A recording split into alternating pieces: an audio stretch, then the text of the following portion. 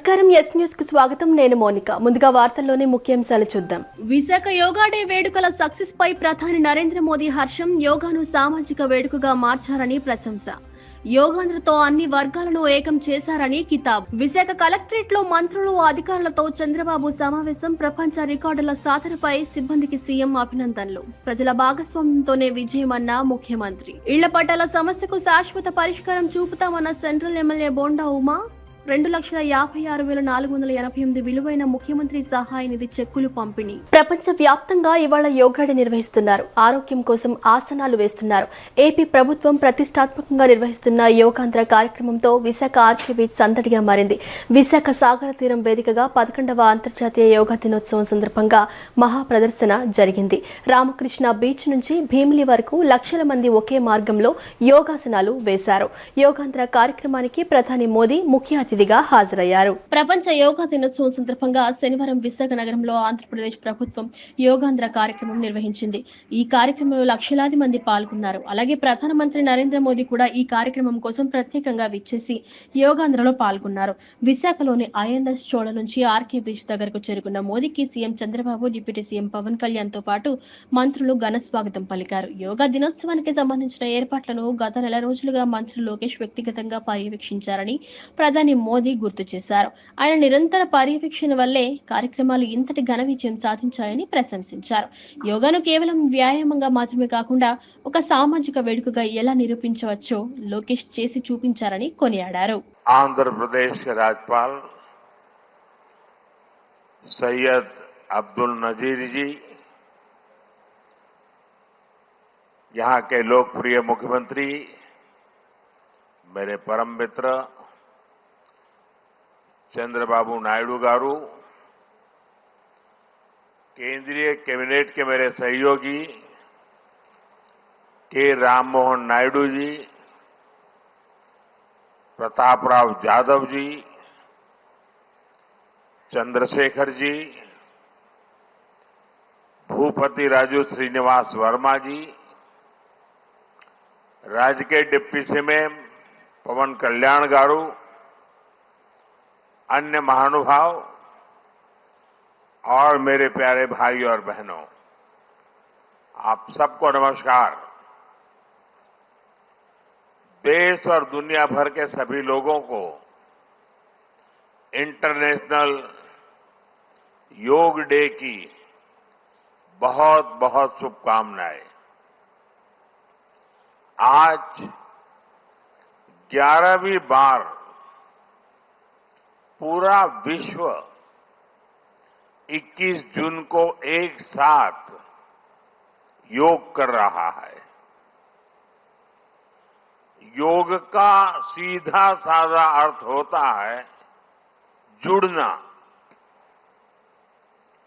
और ये देखना सुखद है कि कैसे योग ने पूरे विश्व को जोड़ा है। ఐరాసాను ఒప్పించి యోగాను ప్రపంచ ఆరోగ్య ఉద్యమంగా ప్రధాని మోదీ మార్చారని సీఎం చంద్రబాబు అన్నారు. వికసిత్ భారత్ లో భాగంగా రాష్ట్రాన్ని హెల్దీ, వెల్దీ, హ్యాపీ ఏపీగా మారుద్దామని ప్రజలందరికీ సీఎం పిలుపునిచ్చారు. శరీరం, మనస్సు, ఆత్మల కలయికే యోగా అని చంద్రబాబు అభిప్రాయపడ్డారు. యోగా వల్ల రోగనిరోధక శక్తి, ఆత్మవిశ్వాసం పెరుగుతుందని సీఎం తెలిపారు. Honourable prime minister Narendra Modi ji, his excellency governor of Andhra Pradesh, Honorable Minister, Ayush, Government of India, Deputy CM, Sri Pawan Kalyan ji, Honorable Ministers from Government of India and Government of Andhra Pradesh, and all respected participants across the world who joined us today. I welcome all of you to the beautiful city of Visakhapatnam for auspicious occasion of 11th International Day, Yoga Day, to create history. I am thanking our visionary Prime Minister Narendra Modi ji for making yoga popular not only in India, across the world. he started International Yoga Day through United Nations and made yoga a global wellness movement. Today, it is being celebrated in more than 175 countries across 12 lakh locations with the participation of over 10 crore people. Yoga విశిష్టతను ఋగ్వేదం చెబితే దాన్ని మోదీ విశ్వవ్యాప్తం చేశారని deputy CM Pawan Kalyan కొనియాడారు. ప్రపంచ యోగ దినోత్సవం భారతానికి దక్కిన గొప్ప గౌరవమని పవన్ అభిప్రాయపడ్డారు. మోదీ సమక్షంలో చంద్రబాబు కృషితో ప్రపంచ రికార్డు సాధించబోతున్నామని పవన్ ఆనందం వ్యక్తం చేశారు. ఉదయ బ్రహ్మస్వరూపం మధ్యాహ్నేతు మహేశ్వర సాయంకాలేతు స్వయం విష్ణు త్రయామూర్తి దివాకర. ముందుగా సూర్య భగవానునికి నమస్సుమాంజలు తెలియజేస్తూ యోగ విద్యను అందించిన ఆదియోగి పరమశివునికి, ఆ మహాయోగ విద్యని మనకి పతంజలి మహర్షి యోగశాస్త్ర రూపంలో అందించారు. వారిరువురి పాదపద్మములకు నమస్కారాలు.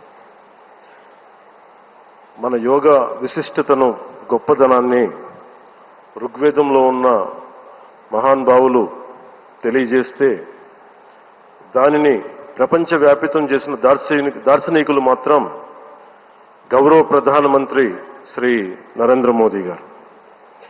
భారతీయ సనాతన ధర్మం తాలూకు విశిష్టతను యోగా ద్వారా విశ్వవ్యాపితం చేసిన ఘనత ఆయన సొంతం. యోగా సాధకులు ఎంతటి దృఢచిత్తాన్ని కలిగి ఉంటారు, ఒత్తిడి జయించి సంకల్ప సాధకులుగా ఎలా నిలబడతారన్న దానికి కూడా మన గౌరవ ప్రధాని శ్రీ మోదీజీ గారు నిలువెత్తు ఉదాహరణ. ప్రపంచ యోగా దినోత్సవం యావత్ భారతవానికి, భారతీయులకి దక్కిన గౌరవం. రాష్ట్ర వ్యాప్తంగా అంతర్జాతీయ యోగా దినోత్సవ కార్యక్రమాలు విజయవంతంగా ముగిసిన నేపథ్యంలో సీఎం చంద్రబాబు విశాఖపట్నం కలెక్టర్ కార్యాలయంలో మంత్రులు, అధికారులతో సమీక్షా సమావేశం నిర్వహించారు. ముఖ్యంగా విశాఖపట్నంతో పాటు రాష్ట్రంలోని వివిధ ప్రాంతాల్లో యోగా దినోత్సవం జరిగిన తీరుపై ఈ సమావేశంలో చర్చించారు. యోగా దినోత్సవం ఇంతటి ఘన విజయం సాధించడం పట్ల సీఎం చంద్రబాబు హర్షం వ్యక్తం చేశారు. ప్రజల సహకారం, వారి క్రియాశీల భాగస్వామ్యం, అన్ని ప్రభుత్వ విభాగాల సమన్వయంతోనే ఇది సాధ్యమైందని పేర్కొన్నారు. ఇలాంటి ఒక మంచి కార్యక్రమంలో ఇది గొప్ప ముందడుగు అని ఆయన వ్యాఖ్యానించారు. అంతర్జాతీయ యోగా దినోత్సవాన్ని విజయవంతం చేయడంలోనూ, పలు ప్రపంచ రికార్డులు సాధించడంలోనూ కీలక పాత్ర పోషించిన మంత్రులు, శాసనసభ్యులు, ప్రభుత్వ ఉద్యోగులు, అధికారులను సీఎం చంద్రబాబు ప్రత్యేకంగా అభినందించారు. మంత్రులు, ఎమ్మెల్యేలు ఎంతో బాధ్యతాయుతంగా వ్యవహరించి కార్యక్రమాలను విజయవంతం చేసిన తీరును ఆయన ప్రశంసించారు. యోగా దినోత్సవం రోజున అర్ధరాత్రి 2 గంటల నుంచే ప్రజలు కార్యక్రమ స్థలాలకు తరలి రావడం తమను ఆశ్చర్యానికి గురి చేసిందని అధికారులు తెలిపారు. ఈ రోజు మేము చెప్పింది 3 లక్షల ప్లస్ అంతమంది ఇక్కడికి వచ్చారు. ఇంకొక పక్కన మీరు చూస్తే రాష్ట్రంలో 2 కోట్ల మంది పార్టిసిపేట్ చేస్తారంటే రిజిస్ట్రేషన్స్ 2,45,00,000 మంది చేసుకున్నారు. 2,45,00,000. మేము సర్టిఫికెట్స్ అయితే 25 లక్షలు ఇస్తామనుకుంటే 1 డే పార్టిసిపేట్ చేసిన వాళ్ళు, 3 రోజులు పార్టిసిపేట్ చేసిన వాళ్ళు, సర్టిఫికెట్కి ఎలిజిబిలిటీ ఉండేవాళ్ళు 1,89,00,000, 80 లక్షలు తయారయ్యారు. 1,80,00,000కు వచ్చారు. ఇవన్నీ చూసిన తర్వాత నేను మనస్ఫూర్తిగా మరొక్కసారి ప్రధానమంత్రి నరేంద్ర మోడీ గారిని అభినందిస్తున్నా. ఇక్కడ మీరు గుర్తుపెట్టుకోవాల్సింది, ప్రజల్లో ఒక చైతన్యం లేకపోతే, దీనివల్ల లాభం ఉందని భావించకపోతే ప్రజలు రారు. అందులో తెల్లవారుజామున 2 గంటలకు లేచి ఇక్కడికి వచ్చి యోగా చేయాలి, సంఘీభావాన్ని తెలియచేయాలని ఎవరు ఊహించరు, రారు కూడా. మనం బలవంతంగా తీసుకొచ్చినా రారు. అలాంటిది 10 సంవత్సరాలు ప్రధానమంత్రి గారు చేసిన కృషి ఫలించింది. ఆయన ప్రపంచం మొత్తం దీన్ని ప్రమోట్ చేశాడు. 175 దేశాలు యాక్సెప్ట్ చేశాయి. వాళ్ళు కూడా ఆచరించే పరిస్థితికి వచ్చారు. ఈరోజు ఒక్క రోజున మీరు చూస్తే 12 లక్షల లొకేషన్స్, 10 కోట్ల మంది భాగస్వాములయ్యారు.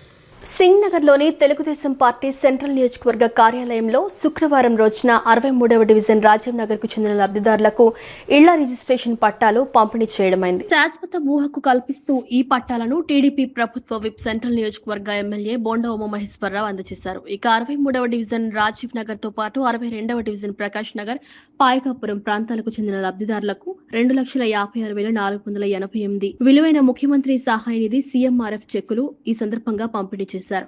ఈ కార్యక్రమంలో బోండా ఉమ మాట్లాడుతూ అజిత్ సింగ్ నగర్, పాయకాపురం, బాంబే కాలనీ, న్యూ రాజరాజేశ్వరిపేట, రాజీవ్ నగర్ వంటి ప్రాంతాల్లో గత కొన్ని సంవత్సరాలుగా కొనసాగుతున్న ఇళ్ల పట్టాల సమస్యకు శాశ్వత పరిష్కారం కల్పించామని తెలిపారు. ఇంటి భూముల హక్కు పట్టాల కోసం నమోదు చేసుకున్న వారికి రోజువారీగా పట్టాలను అందజేస్తున్నట్లు తెలిపారు. టీడీపీ వాళ్లను ఉద్దేశించి జాతరలో పొట్టెలను నరికినట్లు నరుకుతా అంటూ ఓ వైసీపీ కార్యకర్త మాట్లాడితే మాజీ సీఎం జగన్ సమర్థించడం చూస్తుంటే ఆయన హింసను ప్రేరేపించే ప్రయత్నాలు చేస్తున్నారని తెదేపా క్రిస్టియన్ సెల్ రాష్ట్ర అధ్యక్షుడు ఈటె స్వామిదాసు అన్నారు. శుక్రవారం గురునానక్ కాలనీలోని ఎన్టీఆర్ భవన్లో ఆయన మాట్లాడుతూ జగన్ పర్యటనలన్నీ రాష్ట్రంలో శాంతి భద్రతలకు విఘాతం కలిగించేలా ఉన్నాయన్నారు.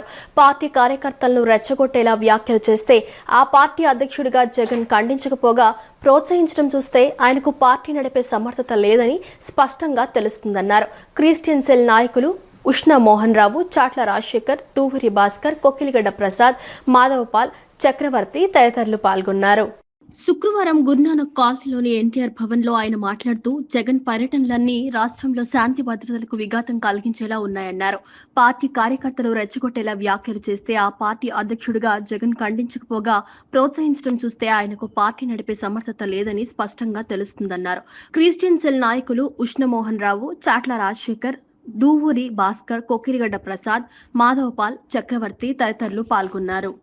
నిన్నటి రోజున మాజీ ముఖ్యమంత్రి వైఎస్ జగన్మోహన్ రెడ్డి రఫా అనే ఏదైతే వాడకూడని భాష వాడాడో దాని మీద ఈరోజు క్రిస్టియన్ సెల్ తరపున ఖండన చేస్తున్నాం. ఎందుకంటే ఏదైనా కూడా ఒక మాజీ ముఖ్యమంత్రి అయి ఉండి పొట్టేళ్ళు అంటే ఒక ఏదైనా దేవాలయానికి కానీ దేవతకు కానీ ఒక పొట్టేలు నరికినట్లు నరకండే అనేదాన్ని ఒక వైఎస్ఆర్సీపీ కార్యకర్తలను మాట్లాడడం, వాళ్ళని రెచ్చగొట్టడము ఒక మాజీ ముఖ్యమంత్రికి తగునా అని నేను సూటిగా అడుగుతున్నా.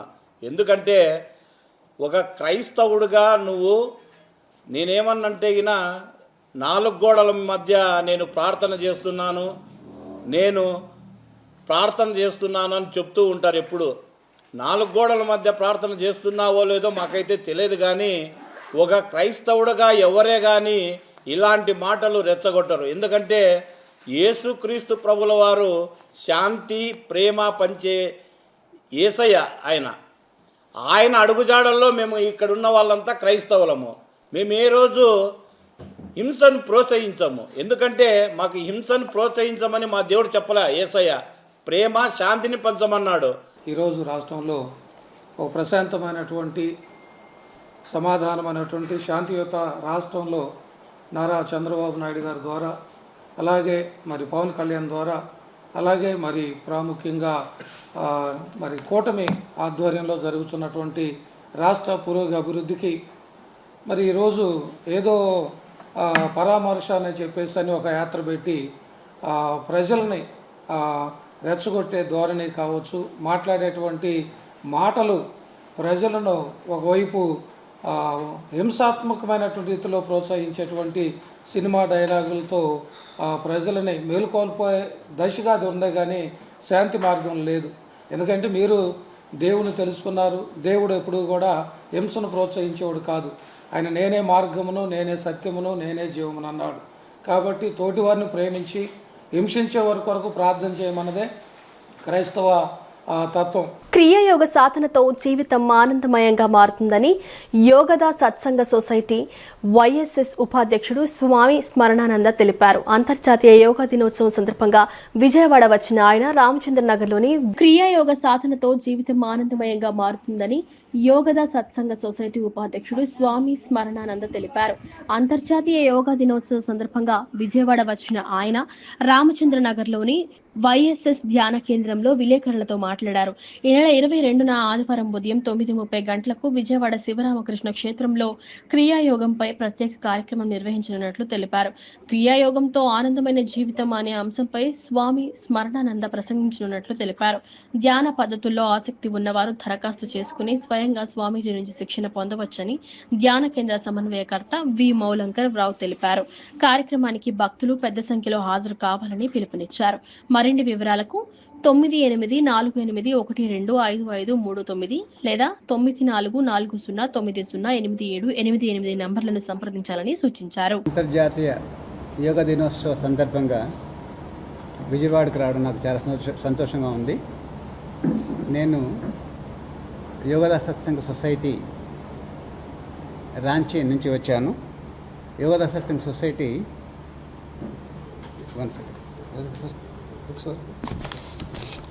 యోగదా సత్సంగ సొసైటీని స్థాపించింది పరమహంస యోగానందులు.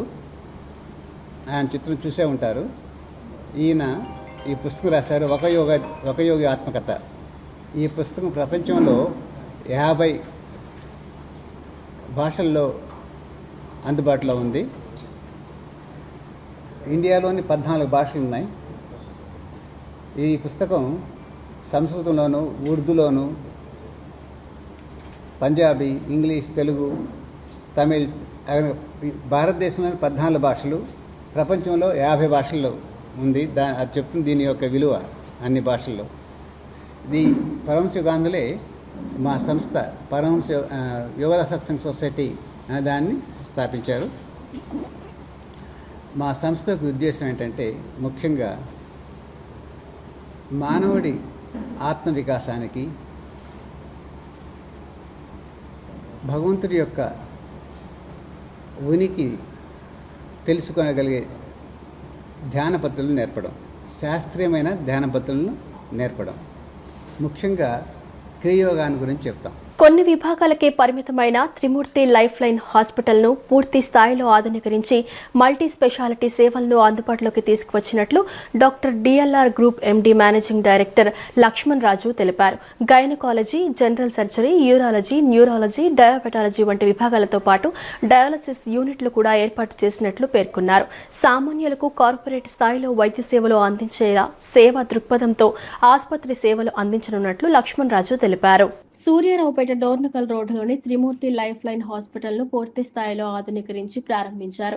ప్రముఖ హృదయ శస్త్రచికిత్స నిపుణులు డాక్టర్ పూర్ణానంది ఆసుపత్రిని లాంఛనంగా ప్రారంభించారు. ప్రారంభోత్సవ కార్యక్రమంలో ఆసుపత్రి ఆధునిక పరికరాలను, విభాగాలను ఆయన స్వయంగా పరిశీలించారు. ఈ సందర్భంగా doctor DLR group MD managing director Lakshman Raju మాట్లాడుతూ, ఇంతకు ముందు కొన్ని విభాగాలకే పరిమితమైన ఈ ఆసుపత్రిని మల్టీ స్పెషాలిటీ ఆసుపత్రిగా రూపుదిద్దామని చెప్పారు. 24 గంటలు అత్యవసర వైద్య సేవలు అందించడానికి పూర్తి స్థాయిలో ఏర్పాట్లు చేశామని వెల్లడించారు. 4 వెంటిలేటర్లతో కూడిన ఐసీయూ, కేర్ యూనిట్ తమ ఆసుపత్రి ప్రత్యేకత అని అన్నారు. Gynaecology, general surgery, urology, neurology, diabetology వంటి విభాగాలతో పాటు డయాలసిస్ యూనిట్లు కూడా ఏర్పాటు చేసినట్లు పేర్కొన్నారు. సామాన్యులకు కార్పొరేట్ స్థాయిలో వైద్య సేవలు అందించే సేవా దృక్పథంతో ఆసుపత్రి సేవలు అందించనున్నట్లు లక్ష్మణ్ రాజు తెలిపారు. ఈ కార్యక్రమంలో Indian bank zonal manager Rajesh, deputy zonal manager Seshagiri Rao తదితరులు పాల్గొన్నారు. డాక్టర్ డి లక్ష్మణరాజు అండి. దాదాపు 10 సంవత్సరాల నుంచి ఎల్జీ మెడికల్ స్పెషాలిటీస్ దీని మీద తెనాలిలో హెల్త్ హాస్పిటల్ 100 బెడ్ హాస్పిటల్ లీజుకి తీసుకుని రన్ చేస్తూ ఉన్నాము. అలాగే నా నేటివ్ విజయవాడలో ఇట్లా డాక్టర్ సురేష్ గారిది త్రిమూర్తి హాస్పిటల్ ఉంటే లీజుకి తీసుకున్నాం. ఇదివరకు ఇది సింగిల్ స్పెషాలిటీగా ఉండేదండి. ఇప్పుడు దీన్ని అప్డేట్ చేసి కంప్లీట్గా రెనోవేట్ చేసాము. ఐసీయూ కానీ, ఓటీస్ కానీ, మాడ్యులర్ ఓటీస్, ఐసీయూలో ఫుల్ దాదాపు 4 వెంటిలేటర్లు, 24 అవర్స్ ఇంటెన్సివిస్ట్ కేరు, మొత్తం ఇదంతా కూడా చేస్తున్నామండి. అలాగే ఒక సింగిల్ స్పెషాలిటీ నుంచి మల్టీ స్పెషాలిటీగా దీన్ని డెవలప్ చేస్తూ full time consultation, full time any time emergency trauma care అన్నీ కూడా డెవలప్ చేసి తీసుకొస్తున్నాము. దీనికి మనకి ఆరోగ్యశ్రీ కానీ, ఈహెచ్ఎస్, అన్ని రకాల క్యాష్లెస్ ఇన్సూరెన్స్ సౌకర్యాలు అన్నీ ఉన్నాయండి. కాబట్టి అంటే కార్పొరేట్కి వెళ్ళలేని వారు తక్కువ ఖర్చుతో చాలా మెరుగైన వైద్యాన్ని మీకు అందించాలి అనే ఉద్దేశంతో కేవలం సేవా దృక్పథంతో మాత్రమే లైఫ్ లైన్ త్రిమూర్తి మల్టీ స్పెషాలిటీ హాస్పిటల్ని లీజ్ తీసుకుని చేయడం జరుగుతుంది. Doctor M Subbarao centre for cardiac care Arogya urology and gynaecology సెంటర్ను రేపు విజయవాడ పార్లమెంట్ సభ్యులు కేశినేని శివనాథ్ చిన్ని, శాసనసభ్యులు గద్దర్ రామ్మోహన్, బోండా ఉమామహేశ్వరరావు చేతుల మీదుగా లాంఛనంగా ప్రారంభించనున్నట్లు మేనేజింగ్ డైరెక్టర్ డాక్టర్ మురళీకృష్ణ తెలిపారు. ఈ సెంటర్లో రోబోటిక్ యూరాలజీ, యాంకాలజీ, హై రిస్క్ డెలివరీలు, లేప్రోస్కోపిక్ గైనకాలజీ వంటి సేవలు అత్యుత్తమ సదుపాయాలతో అందుబాటులో ఉంటాయని తెలిపారు. సూర్యారావుపేటలో doctor M Subbarao centre for cardiac care Arogya urology and gynaecology centre ప్రారంభోత్సవం రేపు జరగనుంది. ఈ కార్యక్రమాన్ని విజయవాడ పార్లమెంట్ సభ్యులు కేశినేని శివనాథ్ చిన్ని, శాసనసభ్యులు గద్దె రామ్మోహన్, బోండా ఉమామహేశ్వరరావు చేతుల మీదుగా లాంఛనంగా ప్రారంభించనున్నారు.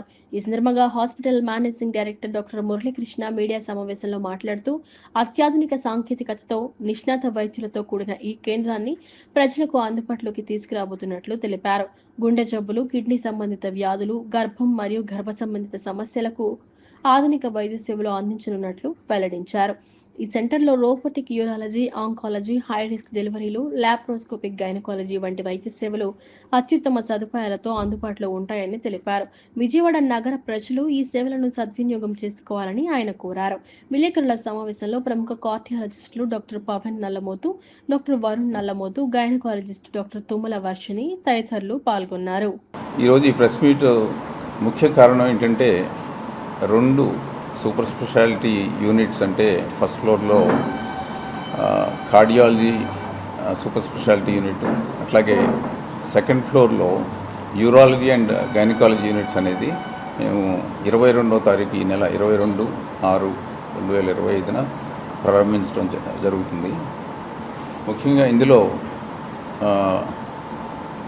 డాక్టర్ ఎన్ సుబ్బారావు ఈ పేరు అనేది ప్రత్యేకంగా ఈ పూర్వ ప్రజలందరికీ కూడా సుపరిచితం. గత 60 ఏళ్లుగా 1965 నుంచి స్థాపించబడి 60 సంవత్సరాలుగా వైద్య సేవలు అందించడం అనేది మాకు నిజంగా గర్వకారణం. ఆయన పేరు మీద తిరిగి ఈ ఓపీడీ సర్వీసెస్ పునఃప్రారంభించడం అనేది చేయడం జరుగుతూ ఉంది. ఈ సేవల్లో భాగంగా నాతో పాటు డాక్టర్ వరుణ్, డాక్టర్ పవన్ వీళ్ళు కార్డియాక్ సేవలు అందిస్తారు. ఇక్కడ నాన్ ఇన్వేజివ్ కార్డియాలజీ విభాగం అంటే పేషెంట్కి సంబంధించిన వివిధ డయాగ్నోస్టిక్ ఇవన్నీ కూడా ఇక్కడ సదుపాయాలు అందుబాటులో ఉన్నాయి. ఇన్వేజివ్ విభాగం అంటే ఈ యాంజియోగ్రామ్, యాంజియోప్లాస్టీ కాకుండా మిగిలిన అన్నీ కూడా పూర్తిగా మనం ఇక్కడ సేవలు అందించడానికి మనకు వీలుంది. రక్త పరీక్షలు కానివ్వండి, మిగిలిన ఈసీజీ, ఈకో, ట్రెడ్మిల్ ఇవన్నీ కూడా వీటి ద్వారా మనం వ్యాధి నిర్ధారణ అనేది మనకి త్వరితగతిన మరి చాలా తక్కువ ఖర్చుతో అయ్యే విధంగా మేము ఆలోచించి చేయటం అనేది జరిగింది. నమస్కారం అండి, నా పేరు డాక్టర్ మనోజ్ తుమ్మల. నేను యూరాలజీ స్పెషలిస్ట్ని. నేను 2019లో నాది యూరాలజీ కంప్లీట్ చేసుకున్నాను చెన్నైలో. దాని తర్వాత 2 years టాటా మెమోరియల్ హాస్పిటల్లో ఫెలోషిప్ కంప్లీట్ చేసి తర్వాత Chennai urology and robotic institute hospital చెన్నైలో రోబోటిక్ కన్సల్టెంట్గా పనిచేసి మళ్ళీ తిరిగి విజయవాడకి వచ్చానండి. సో మా వైఫ్ వచ్చి శ్రీవర్షిని, తను రామచంద్రలో గైనకాలజీ 2016లో కంప్లీట్ చేసి లాస్ట్ 10 yearsగా తను చెన్నైలో వివిధ హాస్పిటల్స్లో బోత్ ఆబ్స్టెటిక్స్ అంటే high risk pregnancies and laparoscopy గైనకాలజీలో తను ఎక్స్పీరియన్స్ అండ్ పేషెంట్స్ని డీల్ చేశారు. సో మేమిద్దరం మళ్ళీ మా విజయవాడకి తిరిగి రావడం చాలా సంతోషకరం. విజయవాడ పుస్తక మహోత్సవ గ్రంథాలయంలో ఏర్పాటు చేసిన బుక్ బ్యాంకు పుస్తకాలు ఇచ్చేందుకు దాతలు ముందుకు వస్తున్నారు. విశ్రాంత ఐఆర్ఎస్ అధికారి, ప్రముఖ రచయిత మొండెపు ప్రసాద్ 10,000 విలువైన పోటీ పరీక్షల పుస్తకాలను గ్రంథాలయానికి అందించారు. మరిన్ని పుస్తకాలను భవిష్యత్తులో అందిస్తానని హామీ ఇచ్చారు. పేద విద్యార్థులకు పోటీ పరీక్షలకు కావలసిన పుస్తకాలు అందించేందుకు బుక్ బ్యాంక్ ను విజయవాడ బుక్ ఫెస్టివల్ సొసైటీ ప్రారంభించింది. విశ్రాంత ఐఆర్ఎస్ అధికారి, ప్రముఖ రచయిత మొండెపు ప్రసాద్ వ్యక్తిత్వ వికాసాన్ని యువతలో పెంచే ఎన్నో పుస్తకాలు రాశారు. దాదాపు 10,000 ఖరీదు చేసే పోటీ పరీక్షలకు ఉపయోగపడే పుస్తకాలను బహుకరించారు. పుస్తక మహోత్సవ కమిటీ తరపున లక్ష్మయ్య, మనోహర్ నాయుడు, వెంకటనారాయణ, లక్ష్మి, గుమ్మ సాంబశివరావు తదితరులు పుస్తకాలను స్వీకరించారు. ఈ సందర్భంగా ప్రసాద్ మాట్లాడుతూ మరిన్ని అవసరమైన పుస్తకాలను భవిష్యత్తులో బహుకరించడమే కాక తన సన్నిహితులందరినీ ప్రోత్సహించి విజయవాడ బుక్ ఫెస్టివల్ సొసైటీని ఒక ఆదర్శ పోటీ పరీక్షల గ్రంథాలయంగా తీర్చిదిద్దడానికి కృషి చేస్తానని చెప్పారు. విద్యార్థులు పోటీతత్వం అలవాటు చేసుకోవాలని సూచించారు. పోటీ పరీక్షలకు సంబంధించిన పుస్తకాలను దాతలు నిర్వాహకులకు అందజేయాలని కోరారు. కామ్రేడ్ జిఆర్కే పోలవరపు సాహితీ సమితి వ్యవస్థాపకుడు గోళ్ల నారాయణరావు మాట్లాడుతూ పోటీ పరీక్షలకు హాజరయ్యేవారు గ్రంథాలయంలో అందుబాటులో ఉన్న పుస్తకాలను వినియోగించుకోవాలని సూచించారు. గ్రంథాలయ సంఖ్య పెరిగితేనే మంచి సమాజం తయారవుతుందని కమిటీ సభ్యుడు గోళ్ల నారాయణరావు పేర్కొన్నారు.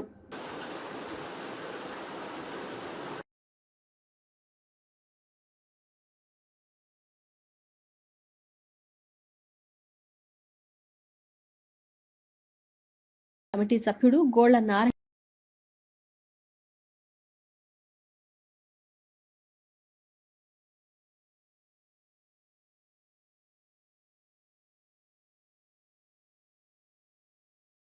కమిటీ సభ్యుడు గోళ్ల నారాయణ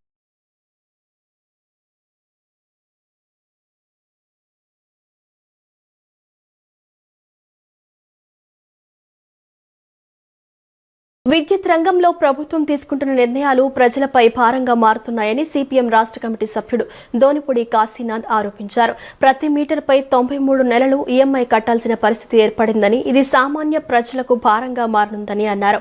ఇప్పటికే ప్రజలు అధిక విద్యుత్ బిల్లులతో ఇబ్బందులు పడుతుంటే ఇప్పుడు స్మార్ట్ మీటర్ల పేరుతో మరో భారం మోపుతున్నారని పేర్కొన్నారు. రాష్ట్ర ప్రభుత్వం ఎన్నికల హామీలను విస్మరించిందని సిపిఎం రాష్ట్ర కమిటీ సభ్యుడు దోనిపూడి కాశీనాథ్ తీవ్ర స్థాయిలో విమర్శించారు. విజయవాడ శ్రీ భవన్లో ఏర్పాటు చేసిన విలేకరుల సమావేశంలో ఆయన మాట్లాడుతూ విద్యుత్ రంగంలో ప్రభుత్వం తీసుకుంటున్న నిర్ణయాలు ప్రజలపై భారంగా మారుతున్నాయని ఆయన మండిపడ్డారు. కూటమి ప్రభుత్వం అధికారంలోకి వచ్చిన తర్వాత 14,625 కోట్ల విద్యుత్ భారం ప్రజలపై మోపిందని ఆయన ఆరోపించారు. ఎన్నికల సమయంలో స్మార్ట్ మీటర్లు ఉండవు, ఛార్జీలు పెరగవు అని హామీ ఇచ్చిన చంద్రబాబు ఇప్పుడు ప్రజలపై మరోసారి భారం పెడుతున్నారని విమర్శించారు. గతంలో స్మార్ట్ మీటర్లను తిప్పికొట్టండని పిలుపునిచ్చిన చంద్రబాబు, లోకేష్ ఇప్పుడు అవే మీటర్లు అమలు చేయడం దారుణమంటూ ధ్వజమెత్తారు. ప్రధాని మోదీకి అదాని కంపెనీలకు లాభం చేకూర్చేందుకే రాష్ట్రంలో స్మార్ట్ మీటర్లు అమలు జరుగుతుందని ఆరోపించారు. ప్రతి మీటర్పై 93 నెలలు ఈఎంఐ కట్టాల్సిన పరిస్థితి ఏర్పడిందని, ఇది సామాన్య ప్రజలకు భారంగా మారనుందని అన్నారు. ఇప్పటికే ప్రజలు అధిక విద్యుత్ బిల్లులతో ఇబ్బందులు పడుతుంటే ఇప్పుడు స్మార్ట్ మీటర్ల పేరుతో మరో భారం మోపుతున్నారని పేర్కొన్నారు. స్మార్ట్ మీటర్లను వ్యతిరేకిస్తూ సిపిఎం పోరుబాట పట్టనుందని చెప్పారు. ప్రజలకు స్మార్ట్ మీటర్ల వల్ల కలిగే నష్టాలపై అవగాహన కల్పించేందుకు కార్యక్రమాలు, సంతకాల సేకరణ ఉద్యమాలు చేస్తామన్నారు. జూలై 4న ఏపీసీడీసీఎల్ కార్యాలయం వద్ద భారీ ఆందోళన చేపట్టనున్నట్లు కాశీనాథ్ తెలిపారు.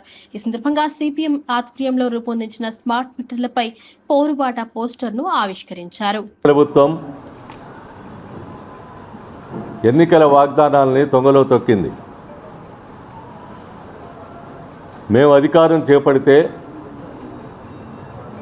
రాష్ట్రంలో స్మార్ట్ మీటర్లు కానీ విద్యుత్ ఛార్జీలు కానీ అవి ఉండవు, ఇవి పెరగవు. ఇది ఆనాడు చంద్రబాబు నాయుడు గారు చెప్పినటువంటి మాట. ఏరు దాటే వరకు ఏరు మల్లయ్య, ఏరు దాటిన తర్వాత బోడి మల్లయ్య అనేటువంటి పద్ధతుల్లో చంద్రబాబు నాయుడు గారి ప్రభుత్వం కొనసాగుతూ ఉంది. విద్యుత్ ఛార్జీలు 14,625 కోట్ల రూపాయలు పెంచారు. 14,600 కోట్ల రూపాయలు పెంచిన తర్వాత స్మార్ట్ మీటర్ల భారాన్ని కూడా మళ్ళీ ప్రజల మీద వేసేటువంటి దానికి రంగం సిద్ధమైంది. ఇప్పటికే మూలిగే లెక్క మీద తాటికాయ పడ్డటువంటి సందంగా ఉన్నటువంటి ఈ విద్యుత్ ఛార్జీల భారం స్మార్ట్ మీటర్ల భారంతో మరింత రెట్టింపయ్యేటువంటి దానికి ఈరోజు ప్రజల మీద భారం పడబోతా ఉంది.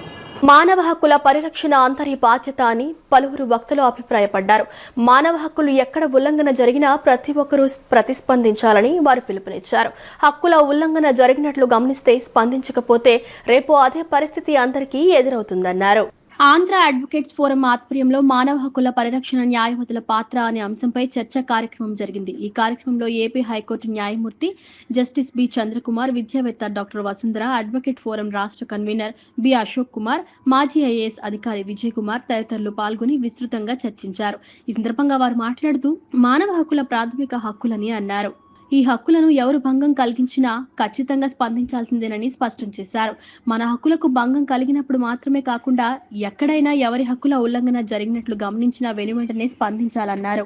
మన హక్కులు కాపాడుకునేందుకు మనం ఏర్పాటు చేసుకున్న రాజ్యాంగం, క్రిమినల్ ప్రొసీజర్ కోడ్ వంటి వాటి పట్ల అవగాహన పెంపొందించుకుని సద్వినియోగం చేసుకోవాల్సిన అవసరం ఉందన్నారు. ఆ దిశగా సమాజాన్ని చైతన్యపరచడంలో న్యాయవాదులు ఎప్పుడూ ముందుంటారన్నారు. ముఖ్యంగా ప్రభుత్వాల తీరు పట్ల వారు అసంతృప్తి వ్యక్తం చేశారు.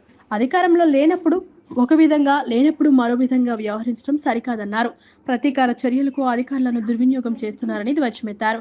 ప్రస్తుత ప్రభుత్వంలో మంత్రులే లేనట్లుగా 2-3 పెత్తనం సాగించుతున్నారని, ఇలాంటి చర్యలు ప్రజాస్వామ్యానికి సరికాదని వారు స్పష్టం చేశారు. ఈ కార్యక్రమానికి అడ్వకేట్ ఫోరం ప్రతినిధులు, న్యాయవాదులు పెద్ద సంఖ్యలో పాల్గొన్నారు. మనకు మనిషి గౌరవప్రదంగా బతకాలి, ప్రతి మనిషి గౌరవంగా బ్రతకాలని మానవ హక్కులు మనకు ఉన్నాయి. ఆ మానవ హక్కుల్ని మనం రాజ్యాంగంలో పొందుపరుచుకున్నాం. అదేవిధంగా ఆ మానవ హక్కుల బేసిస్ మీదనే మనం అనేక చట్టాలు, ఈవెన్ క్రిమినల్ ప్రొసీజర్ కోడ్ కూడా మనం తయారు చేసుకున్నది మానవ హక్కుల్ని రక్షించేటటువంటి ఉద్దేశంతో. అంటే ఎప్పుడైతే మానవ హక్కులు హరించబడుతున్నాయో సమాజం స్పందించాల్సిన అవసరం ఉందన్నమాట. ఇప్పుడు మామూలుగా ఒక చోట ఒక 500 గుడిసెలు ఉంటే, ఒక 2 గుడిసెలు కాలిపోతూ ఉంటే మిగతా వారు కూడా మాకెందుకులే ఆ గుడిసెలకు నిప్పంటుకుంది, మాకేమైపోయింది, మేము మట్టుకు బాగానే ఉన్నాం కదా అనుకుంటే అది సరైన పద్ధతి కాదు.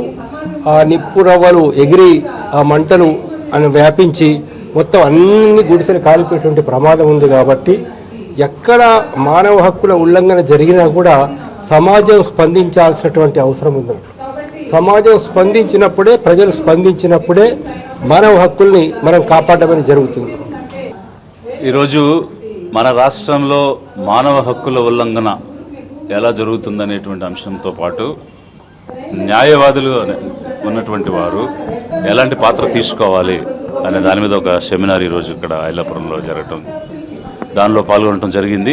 అయితే గత సంవత్సర కాలంలో మన ఆంధ్రప్రదేశ్ రాష్ట్రంలో జరిగినటువంటి పాలన మనం చూస్తే వారికి ఎలాంటి అకౌంటబిలిటీ అనేది లేకుండా, అంటే ఎన్నికల ముందు చెప్పినటువంటి మాటలకు ఏ రకమైనటువంటి బాధ్యత తీసుకోకుండా ప్రజల్ని మభ్యపెట్టి మాయ చేసి ఆచరణ చేయడానికి సాధ్యం కానటువంటి హామీలన్నీ ఇచ్చేసి ఏదో రకంగా అధికారం కైవసం చేసుకోవాలని 3 పార్టీలు, తెలుగుదేశం, జనసేన, బీజేపీ కలిసి జనాల్ని మాయ చేసి ఓట్లు వేయించుకుని ఈరోజు పాలన మరిచి కేవలం ప్రతీకారం మాత్రమే తీర్చుకునే పని చేస్తూ ఉన్నారు. అంతర్జాతీయ గృహ కార్మికుల దినోత్సవం సందర్భంగా గాంధీనగర్ ప్రెస్ క్లబ్లో శనివారం డొమెస్టిక్ వర్కర్స్ ఫెడరేషన్ ఆంధ్రప్రదేశ్ ఆధ్వర్యంలో పెద్ద ఎత్తున సమావేశం నిర్వహిస్తున్నట్లు Montfort social institute director Varghese వెల్లడించారు. రాష్ట్రంలో సుమారు 7 లక్షల మంది గృహ కార్మికులు ఉన్నారని, వారి రక్షణ కోసం సమగ్ర చట్టం తేవాల్సిన అవసరం ఉందని పేర్కొన్నారు. గృహ కార్మికులు అనేక ఇబ్బందులు పడుతున్నారని, వారి ఇబ్బందుల నేపథ్యంలో కేంద్ర, రాష్ట్ర ప్రభుత్వాలు సమగ్ర చట్టం చేసేలా కృషి చేస్తామన్నారు. డొమెస్టిక్ వర్కర్స్ ఫెడరేషన్ ఆంధ్రప్రదేశ్ ఆధ్వర్యంలో గాంధీనగర్ ప్రెస్ క్లబ్ నందు మీడియా సమావేశం జరిగింది. ఈ కార్యక్రమంలో ఎన్పీడీడబ్ల్యూ స్టేట్ కన్వీనర్ వర్గీస్ పాల్గొని మాట్లాడుతూ అంతర్జాతీయ గృహ కార్మికుల దినోత్సవం సందర్భంగా శనివారం నాడు గాంధీనగర్ ప్రెస్ క్లబ్లో ప్రత్యేక కార్యక్రమాన్ని నిర్వహిస్తున్నామన్నారు. గృహ కార్మికులు అనేక ఇబ్బందులు పడుతున్నారని, వారి ఇబ్బందుల నేపథ్యంలో కేంద్ర, రాష్ట్ర ప్రభుత్వాలు ప్రత్యేక చట్టాన్ని రూపొందించాల్సిన అవసరం ఉందన్నారు. ఆంధ్రప్రదేశ్లో గృహ కార్మికుల సమస్యలపై కార్మిక శాఖ మంత్రిని కలిశామన్నారు. సమగ్ర చట్టం వచ్చేలా చర్యలు తీసుకోవాలని కోరినట్లు చెప్పారు. ఈ కార్యక్రమంలో BWF AP president Y Sharon, secretary B Gowri, Dara Gopi తదితరులు పాల్గొన్నారు. నిర్విరామంగా ఇక్కడ పాదచారులకు, బాటసారులకు, కార్మికులకు, ప్రయాణికులకు అందరికీ కూడా మజ్జిగ మరియు మంచినీరు ప్రతిరోజు పంపిణీ చేయడం జరిగింది. ఈ కార్యక్రమం పూర్తిగా దాతల సహకారంతో, మా నాయకుల ఆదేశాల మేరకు అఖండంగా, అద్భుతంగా ఇక్కడ జరిగి ప్రజలతో మంచి కార్యక్రమం తెలుగుదేశం పార్టీ చేపట్టిందని మంచి పేరు తెచ్చుకున్న సందర్భంగా వాళ్ళందరికీ కూడా కృతజ్ఞతలు తెలియజేస్తూ ఈ కార్యక్రమంలో మాకు వెన్నంటి ఉండి ప్రతిరోజు సహకరించిన దాతలకు, మాకు చేదోర్పు వార్పుగా ఉండి ఉన్న మా స్థానిక శాసనసభ్యులు శ్రీ ఉమా గారికి డివిజన్ కమిటీ తరఫున ప్రత్యేక ధన్యవాదాలు తెలియజేస్తూ, ప్రత్యేకంగా బడేటి ధర్మారావు గారు తెలుగుదేశం పార్టీ గత 60 రోజుల నుంచి కూడా అన్ని డివిజన్లో పెద్ద ఎత్తున మా డివిజన్ పార్టీ నాయకులు, మాజీ కార్పొరేటర్లు అందరి ఆధ్వర్యంలో చలివేంద్రాలు పెట్టాం. మన్ను టెండల్లో ప్రయాణికుల ప్రజలందరికీ కూడా దాహార్తిని తీర్చాం. మరి ప్రత్యేకంగా కొన్ని డివిజన్లో మజ్జిగ కేంద్రాలు నిరంతరం కూడా నడిపారు. దాంట్లో 33వ డివిజన్లో సత్యనారాయణపురంలో శివాజీ కేఫ్ దగ్గర డివిజన్ పార్టీ అధ్యక్షుడు నాలం కోటేశ్వరరావు కానీ, అలాగే కృష్ణప్రసాద్ ప్రధాన కార్యదర్శి, ఇన్ఛార్జి గార్లపాటి విజయ్ కుమారు, సీనియర్ నాయకులు మరి బడేటి ధర్మారావు. మాకంటూ ఒక యూనియన్ ఉంది, అయితే అది డొమెస్టిక్ వర్కర్ ఫెడరేషన్ ఆంధ్రప్రదేశ్. దీంట్లో నేను ప్రెసిడెంట్గా ఉన్నాను. నేను కూడా ఇళ్లలో పనిచేస్తూ ఉంటాను. అయితే మేము పొద్దున లేచి పిల్లల్ని చూసుకోకపోయినా మేము పనికి వెళ్ళిపోతాం. మేము పనికి వెళ్తేనే కానీ అక్కడ వాళ్ళ జాబ్స్కి వెళ్ళలేరు, వాళ్ళ పిల్లల్ని స్కూల్ పంపించుకోలేని పరిస్థితి. అక్కడ అంత చాకరీ చేసినా విలువ లేనటువంటి వారుగా చూస్తూ ఉంటారు. పని వాళ్ళంటే చాలా చిన్న చూపు చూస్తూ ఉంటారు. వార్తలు ముగించే ముందు ముఖ్యాంశాలు మరోసారి. విశాఖ యోగా డే వేడుకల సక్సెస్ పై ప్రధాని నరేంద్ర మోదీ హర్షం. యోగాను సామాజిక వేడుకగా మార్చారని ప్రశంస. యోగాంధ్రతో అన్ని వర్గాలను ఏకం చేశారని కితాబ్. విశాఖ కలెక్టరేట్ లో మంత్రులు, అధికారులతో చంద్రబాబు సమావేశం. ప్రపంచ రికార్డుల సాధనపై సిబ్బందికి సీఎం అభినందనలు. ప్రజల భాగస్వామ్యంతోనే విజయమన్న ముఖ్యమంత్రి. ఇళ్ల పట్టాల సమస్యకు శాశ్వత పరిష్కారం చూపుతామన్న సెంట్రల్ ఎమ్మెల్యే బోండా ఉమా. 2,56,488 విలువైన ముఖ్యమంత్రి సహాయ నిధి చెక్కులు పంపిణీ. ఈ వార్తలు ఇంతటితో సమాప్తం. నమస్కారం.